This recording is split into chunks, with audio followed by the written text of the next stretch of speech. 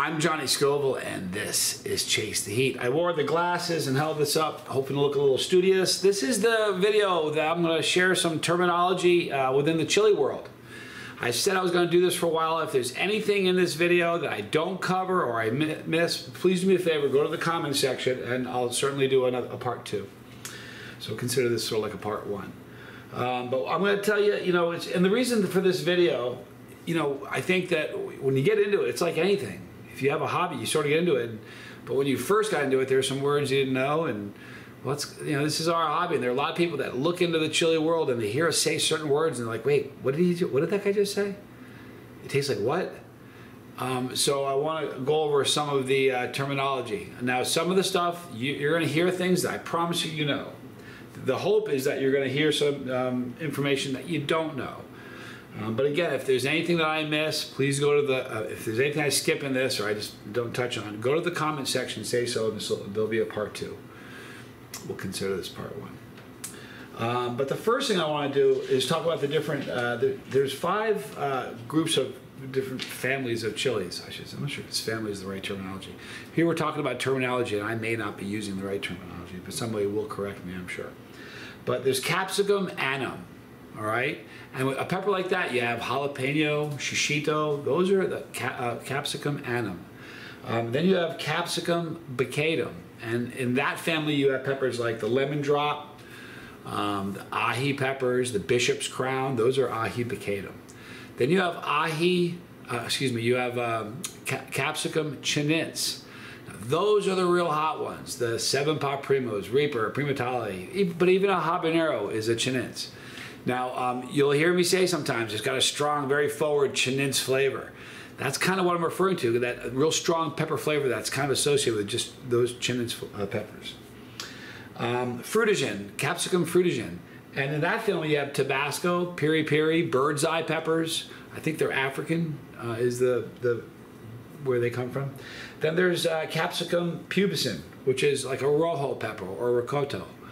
So those are your 5 different pepper families. Now sometimes you can crossbreed and like, for example, the pepper I'm going to show you next is the anatomy of a pepper, and the pepper I'm showing you is this. This is a cross between a cayenne and a ghost. So you can, it's kind of interesting how that you can mix different pepper genes or pepper families. But this is a cayenne cross with a ghost. Jeff Remmert grew this. I'm going to cut this open. I'm going to show you some of the parts to the pepper that, and some of the parts of the pepper are parts that you hear me refer to in almost every video.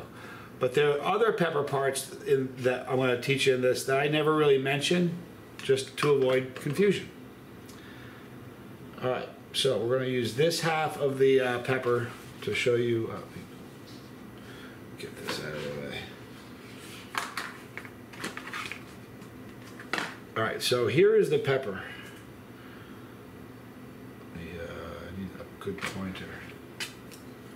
This will serve as a pointer. All right, so in the pepper we have the pedicel.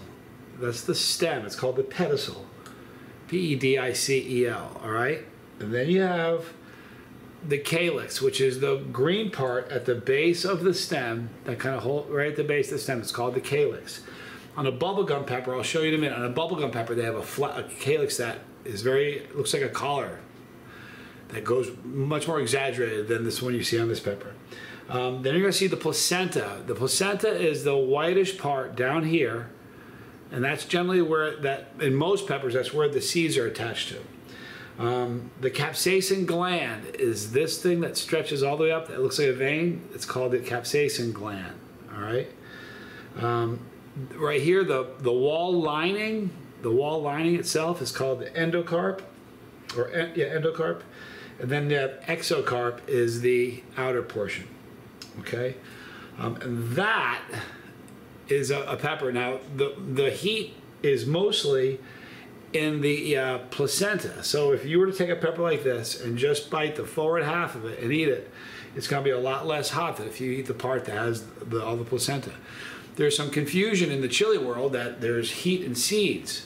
There's heat and seeds only in the sense that there's capsaicin oils that surround the seeds. That's it. If you wash that off, If you wash the capsaicin oils off seeds,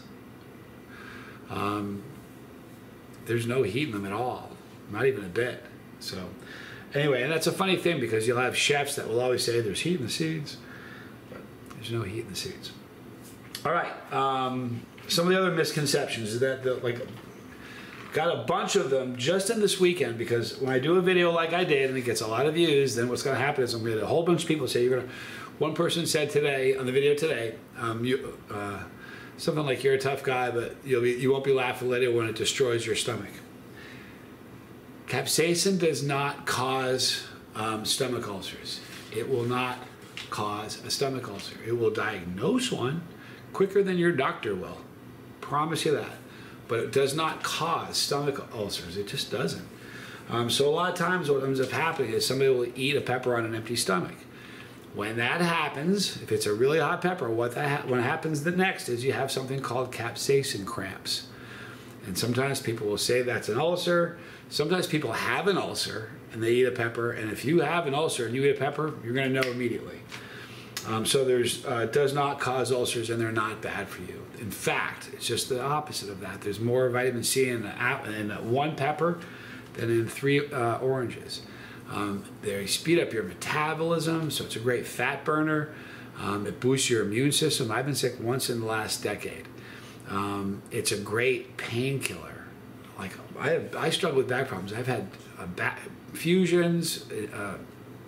I've had plates put in and all kinds. Listen, the strongest medicine I take is BC powders, because when I eat a bunch of peppers like I've done all weekend, I'm pain-free all weekend. So it's a great pain reliever. And if you eat a lot of them, you get quite a rush out of it. So let's talk about that for just a second. Before I talk about the endorphin, I'm going to talk about the endorphin rush. Before I do, though, I want to talk about a few more. I'm going to talk about endorphin rush and capsaicin cramps. But before, a few more terms. Pod, pepper, and chili are all the same thing. Pod is kind of a slang for a pepper. Chili is what a lot of South American countries don't call it a pepper. It's a chili there. And in the UK, I think they call them chilies. So, and I know that in the Philippines, they call them chilies. But pod, chili, and pepper, essentially all the same thing. Chili head. What is a chili head? Don't let anybody fool you if you like chilies. And I mean, if you just like bell, but man, you love bell pepper, I got news for you. On this channel anyway, you're a chili head.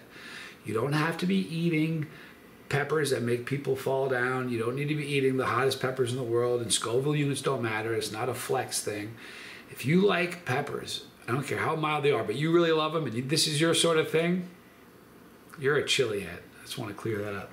There are some channels where it's like a contest where it's like, nobody looks down their nose at anybody here. I was once, I was like, what's that? Can I eat one of those? It's a pepper? We're all there once, all of us. So we understand that here. So, but if you like any peppers at all and you're kind of into this, you're a chili head.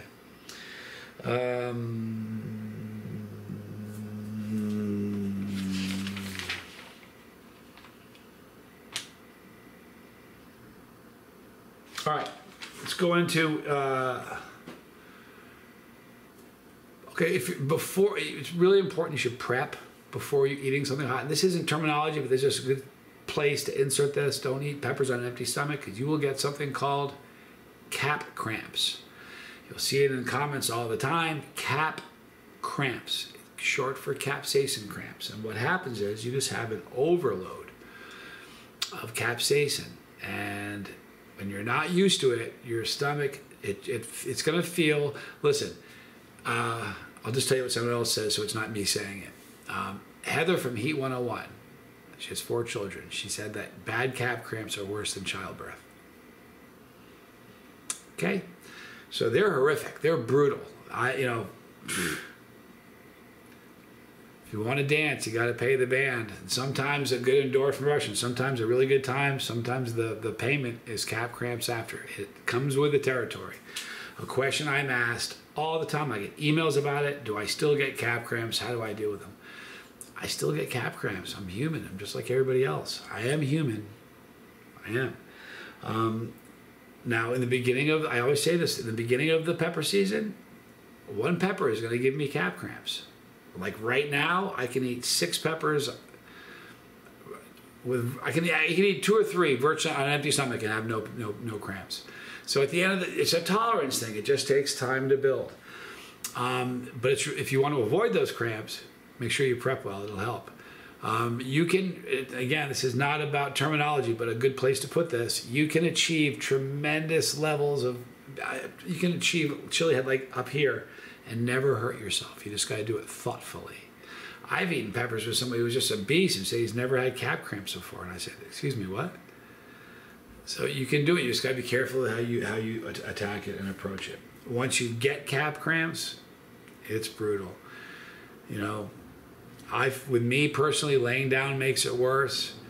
I don't know if this is, maybe it's just in my dome, but what I feel is they come in waves sometimes. A wave will come in and it'll come in and just seize up everything. Sometimes it pulls your knees up to your chest. It's like, it's bad.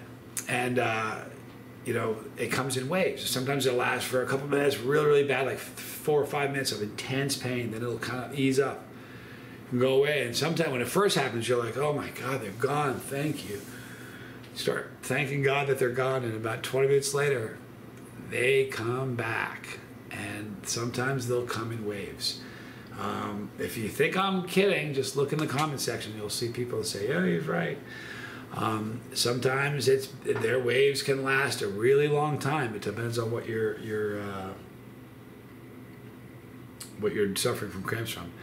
Tank and extract, I think they're essentially the same thing, because it's, you know, tincture is an extract, while extract is certainly an extract. Tincture is just different. It's a liquid. They either use alcohol or oil and extract all of the capsacin from the plant matter.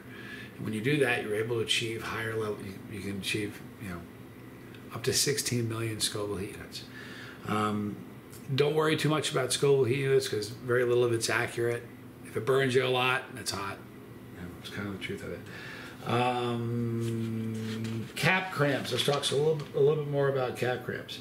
Capsacin poisoning. I want to talk a little bit about that. You know what capsacin poisoning? This is what they say is capsacin poisoning. Cough, nausea, sneezing, swelling, throat irritation, hiccups, stomach cramps, and vomiting and hallucination. I've had, that's like a day at the office. I mean, for real. I mean, I don't cough too often. I don't get nausea. I've sneezed sometimes. My face, if you look at the beginning of the video that I just did today, and the end of the video, my face looks swollen at the end of it, just like I've been beat up. It's rough. I've never had hiccups, stomach cramps. I've cramped a lot this weekend. It is what it is. If you want to dance, you got to pay the band. Hallucinations, there's probably a dozen videos where I hallucinate in the video, where I'm hearing things or seeing things. It is what it is. When I see things, I always see little sparkles of light on the, not straight ahead of me, but my peripheral. And then I'll hear like wow, wow, wow. And it's a bizarre thing. When the endorphin rush, let's talk about the endorphin rush. We're going to finish on that. The glorious, all wonderful, amazing, elusive endorphin rush. What it is when you eat a pepper, for instance, and you're used to that pepper, it's not that big a deal. Your mouth is burning, but that's a burn you're used to. Say, for instance, habanero. You're comfortable with a habanero. You can eat a habanero. It burns you silly, but you can take it. All right, if you went from there and then you decide to eat this, which is a chocolate primatali, it's wickedly hotter than a habanero. If you would get an endorphin rush from that. And what would happen is, what essentially is happening when an endorphin rush hits is that your body is in distress. It thinks it's dying. There's trauma happening. And it is sending endorphins throughout your body to try to offset the pain and give you a break. And that's what's going on in that situation. I've been doing this long enough to know that it's different with different people. Like with me, the first indication that I'm going to get an endorphin rush is that I'll get, my ears will burn. And it's not out here, my earlobes. It's my ears, but it's in the very middle. It's like, if you know, you know. It's right in the middle of my head. It's my ears. And I'm like, okay, here we go. And if I stop eating, let's say that's happening to me. If I stop eating, what would happen is, with me, what happens is my fingers begin to tingle. I start getting lightheaded. My toes will start tingling. I've had so bad where I've looked at my fingers because they were vibrating. I thought I'd be able to see them. They were vibrating so bad. But it's a very, very wonderful feeling. It really is. And like, you know, today was a video where I was in great pain. And I had one, I can't remember, it was the 6th pepper. But the endorphin rush hit, and the pain went from 6 to like a 1, like that. Now, had I stopped, I would have just ridden it out. It'd been wonderful. I kept eating peppers, so the pain ratcheted right back up again, and kind of laughed at the endorphins, which is what'll happen. But you know, I've had some really strange things happen. You know, I've had an endorphin where my eyes are twitching. It was weird, and it's funny though. People that tell you it's unsafe and unhealthy. If peppers or capsaicin could kill you, we wouldn't be rolling up on 5,000 videos. I promise you that. You know, I'm trying to think. All right, that's about all I can come up with right now. If you've got a question or something I haven't touched on that you want clarification on, please in this video put in the comment section what questions you got, what you want me to address or touch base on, and I will do that in another video. We'll certainly do a second one. But I want to thank you guys for watching. I hope this gave you guys some good, useful information. I hope it clarified some things.